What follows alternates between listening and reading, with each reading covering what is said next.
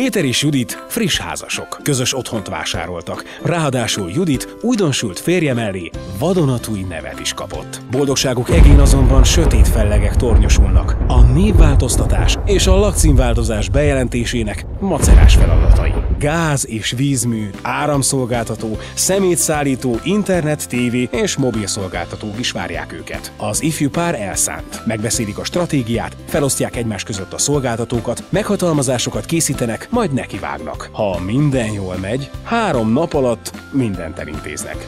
Ha nem, akkor úgyis ideje volt kivenniük egy kis szabadságot, hogy utazgassanak egy kicsit. Végre együtt tölthetik az időt. Sok-sok idegennel. Különleges élményekkel gazdagodnak. Újra és újra és újra.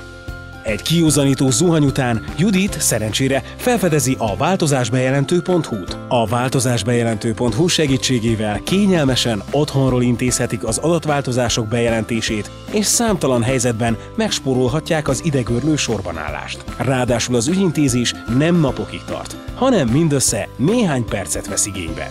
Válaszd te is a változásbejelentő.hu-t és foglalkozz az igazán fontos dolgokkal. www.változásbejelentő.hu